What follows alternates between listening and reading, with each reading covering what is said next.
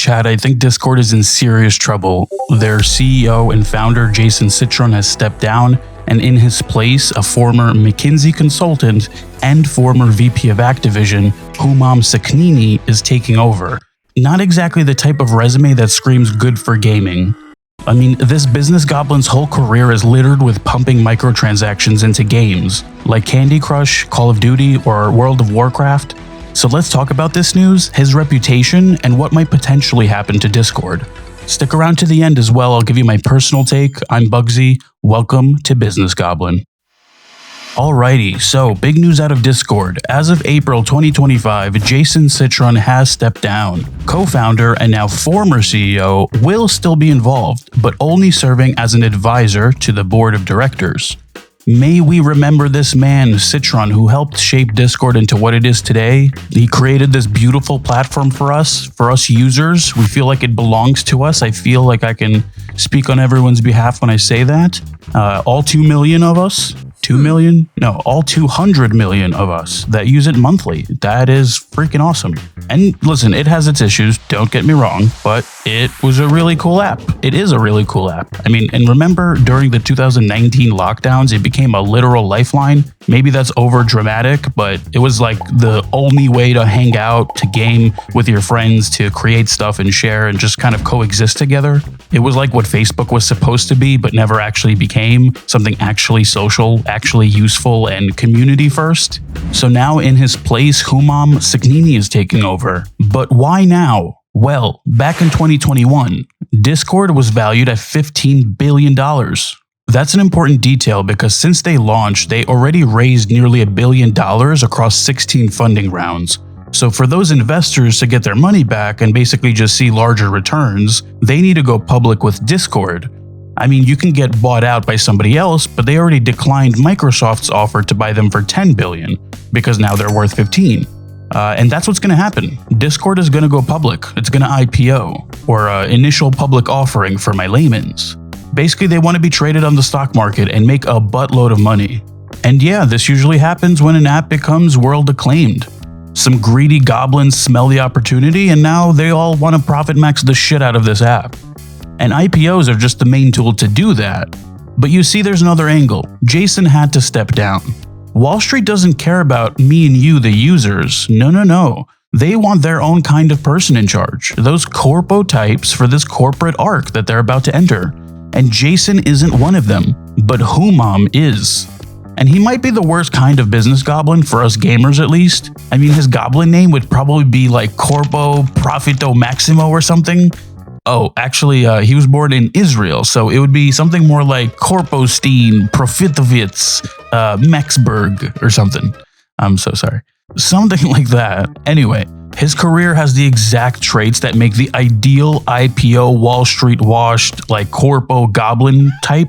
So we're going to get into his resume in a second, but we're not going to sit here and start breaking down, oh, well, what does this mean for the business? It's very obvious. They want to maximize profit and revenue. But what does it mean for me and you, for us, the gamer, the developer with communities, forum makers of any kind? Okay, maybe not every kind, but most kinds.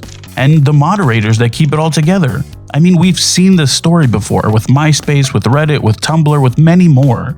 Great products often die after the IPO or after a leadership change like this. So to really understand what's coming, let's look at this guy's reputation and record and let that foreshadow what might happen to Discord. So, have you ever played World of Warcraft or Call of Duty? Remember those good old days when you actually bought a game, played it, and you just kind of enjoyed having, just owning it? That's it. That was the whole point. Back then when there was no battle passes or loot boxes or skins that cost more than your lunch order, just a full game, crazy concept.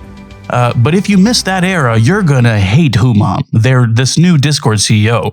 Humam is one of the senior leaders at Activision during the rollout of Battle.net. So if you're a Warcraft fan, you already know where this is going.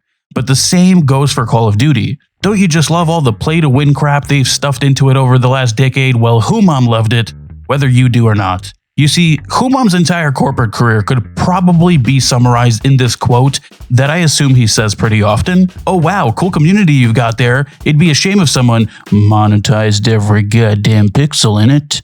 That's Humam. His main job has been turning joy into a transaction. You could have a beautiful, thriving community, already valuable, already profitable even, and Humam would look at that and think, not enough. Where's the shareholder value? I don't know why Humam has a cowboy voice, but that's Humam. Silly Humam. Because why get paid by your customers when you can turn your customers into ad impressions instead? Oh, and we're not done. He was also the president of King Games. You know the Candy Crush company? You probably know, you've played Candy Crush, right? All right. Oh, it looks like you didn't finish that level in time, silly you. No problem. Just pay $3 right here and all that dopamine in your brain will not evaporate. We got you, bro. That's Humam too. At every turn, every place where people see fun or connection, Humam sees a monetization channel. And that's not me being a hater. That's his career. The type that Wall Street people love. An ad-dumping, corpo revenue maxing, loot box infesting, no-ass having Candy Crush pilled goblin. Perfect for an IPO. And if you're wondering what's going to happen to Discord, well, fucking buckle up, because I think when he gets the keys, this shit is going straight into the skibbity toilet. I'm trying to be relevant with the... Alright, so let's talk about what already happened at Discord. No more theoreticals. Humam literally hasn't even warmed up the CEO chair, and Discord is already slowly devolving into a gamified ad casino. First up, we have Orbs, their new fake currency. You've heard of Robux, you've heard of V-Bucks, well, get ready for fucking Orbs. You earn them by completing what Discord is calling quests. Fun quests, right? Like storming the castle and saving the princess. It's watching ads. It's watching ads. Streaming partnered games. We have essentially become the product in their digital ad revenue play. So imagine going to Discord soon where you're like, yeah, guys, I'm loading into voice right now. Just first I have to... Clash of Furries. Big titty battle royale. Oh shit, sick. That's 5 orbs and 12% to the digital sticker pack. Cool, right? That beloved group chat you have with the bros? Well, it's a marketing scheme now. Orbs is only in beta, but coming to a Discord near you. And up next, their other thing, video quests on mobile. Another revenue generator, and yeah, it's exactly what it sounds like, but except, for quests, what they really mean is ads. Discord is rolling out full-screen, reward-based ads on mobile that you engage with to get prizes. They're using words very loosely. Right now, it's optional, and we all know how optional turns out. Today it's watch this ad and get a sticker, and tomorrow it's watch this ad if you want to unblur your friends' messages. You're mid-conversation, boom, pop-up ad. Mid-rant, boom, unskippable cutscene. Mid-emotional breakdown about life with your friend. Sponsored by Raid Shadow Therapists. And that's just the beginning. When you bring in someone like Humam, you don't just get ads, you get a full platform monetization funnel. Sooner or later, and sure this is a bit dramatic, but sooner or later, want to add everyone? That's $3. Want to unmute your mic? 25 orbs, bro. Oh, you're typing too fast. You've triggered the orb-based speed limits. Pay to unlock the delete key. Yeah, I mean, we're being very doomsday right now for the fun of it, but it's not all going to happen at once. It'll drip out slowly, one feature at a time. This is how these arcs go. I challenge you to name a company that IPO'd and actually improved the user experience. Go ahead, I'll wait. First, they dangle the fake currency, then they wrap the whole platform around it, and suddenly we're not using Discord anymore, we're using Discord's new advertising subjects role-playing game or some shit like that. We're not the users anymore, we're the product now.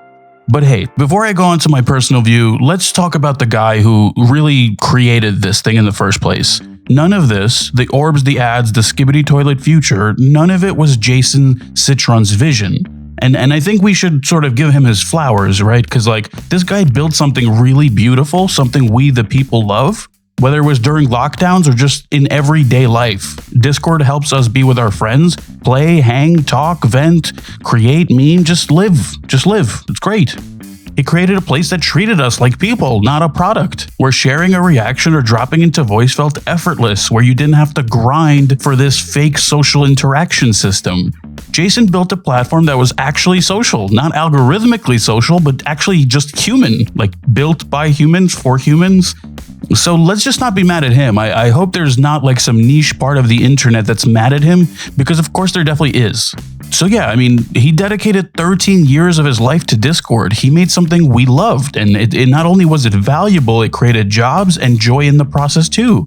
man, like hats off to him. I hope he gets his bag. I hope he feels fulfilled by this journey. And I hope he knows that for most of us, Discord was a gift. And that's how we will remember it, no matter what happens. So what's my personal take on it? I mean, honestly, I'm pretty cynical, but at the same time, the writing's on the wall. I've worked at different marketing agencies throughout my life, and I've had dozens of different clients, and these things never turn out any other way. There's simply this like infestation in corporate America. I'd say it's like a cancer, but it's in the form of late stage capitalism, where if something doesn't grow exponentially, it is somehow deemed worthless. Discord, I feel, will become a cesspool like any other because of that type of culture we have. And, everything's going to be revenue max to all hell for the foreseeable, expense of us, the user. Like simply logging on, I think, will start to turn into this like endless pop-up ad thing as if we're like shopping on Temu or something. Every like fucking imaginable thing on this platform will become gamified, I think. And if you don't interact, it actually doesn't even matter anymore because you're going to be profit for them anyway. Because there's ads now. So you're just another impression in their ad revenue model, whether you want it to be or not. They're not going to let you opt out of ads. And just like Netflix or Amazon Prime or anything else, eventually it'll get to a point where you have to pay more just to not have ads. And then eventually even more. I mean, look, this is why we can't have nice things, unfortunately. But there really is a huge plus side here. I know I've been kind of negative, but there's like a silver lining here. We, in a free market like America, there's always going to be a natural market reaction, which means there's never been a better time to create an alternative for Discord like there is now. And yes, I know there are alternatives like Guilded or TeamSpeak or, others that aren't like that great. But I mean like truly a redesigned alternative from the ground up, made today for the gamer 5 years from now, for the gamer 10 years from now. So right now, if you're listening, you're a developer, an app software maker, anything like that, understand how big of an opportunity it really is. If Discord really devolves and becomes this like absolutely atrocious, insufferable place that I think it will become, then that's a huge goldmine for you, and it's a huge relief and like product market fit for us gamers and developers and other people who are like truly passionate about tools like Discord or care about their communities and their users. You can make that Discord. You can make the new Discord clone and stop this timeline from ever happening. And you could be funny about it. You could call it like Discorded. But you get the point. There's a silver lining to everything. So in closing, maybe we're overreacting. Maybe Discord finds the perfect balance. Maybe Human pulls a full 180 and starts leading with experience and users in mind. But that's a huge maybe. But let's be real, when platforms like this go public, when new executives with reputations littered with microtransactions take the wheel, when fake currencies and ad systems start sweeping in, it usually doesn't mean things are gonna get better. It means more money for them, more data taken from me and you, the consumer, and us, the consumers, ultimately get squeezed for something that used to be free. I'm not rooting for Discord to fail, though. I really love Discord. I'm just worried about it. And if you're watching, I assume you love Discord too. Discord is more than just an app to a lot of people. It's the spot, it's the vibe, it's like a home away from home in the digital world with your friends, like for your little memes, your little midnight game nights and therapy sessions with the bros or your gals or whatever. But there's like a magic to it. And fundamentally, it understands us users and why we use it. I don't want to lose Discord. Not to Wall Street, not to fucking Orbs, not to the Skibbity toilet. So, I mean, look, if this episode made you feel any type of way, tell somebody about it. Share this, post about it, tell your friends. And again, if you're that developer, maybe, just maybe, you'll start building the solution and save all of us. Like, please. Because if we don't protect the stuff we love, these greedy, terrible business goblins are going to take it all from us. And they're going to look us in the eyes with a smile while they do it. So that's the end. We appreciate you so much for watching. I'm Bugsy, the Good Business Goblin. Please subscribe, leave a like if you enjoyed, let us know what you thought in the comments. Peace and love. See you later.